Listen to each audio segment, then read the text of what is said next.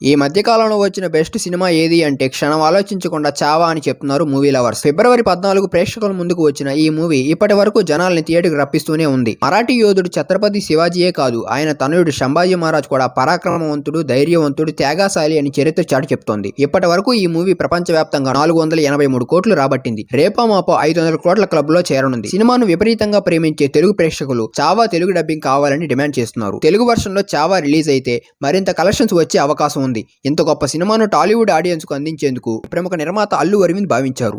ఈ క్రమంలో Gita arts banner Chhaava dubbing పనులను ఇదివరకే మొదలుపెట్టినట్టు తెలుస్తోంది. తాజాగా గీతా ఆర్ట్స్ మార్చి 7న చావా తెలుగు వర్షన్ రిలీజ్ చేస్తున్నట్లు సోషల్ మీడియాలో అనౌన్స్ చేశారు. విక్కీ కౌశల్ పోషించిన సంభాజీ పాత్రకు ఏ హీరో డబ్బింగ్ చెప్తారనేది ఆసక్తికరంగా మారింది. జూనియర్ ఎన్టీఆర్ అయితే ఆ పాత్రకు ప్రాణం పోస్తారని ఆయన అభిమానులు అంటున్నారు. మరి ఏ హీరో డబ్బింగ్ చెప్తారనేది వారం రోజుల తర్వాత తెలియనుంది. చావా సినిమా విషయానికి వస్తే విక్కీ కౌశల్, రష్మిక మందాన ప్రధాన పాత్రలు పోషించారు. లక్ష్మణ్ ఉట్టేకర్ దర్శకత్వం వహించగా ఏఆర్ రెహమాన్ సంగీతం అందించారు.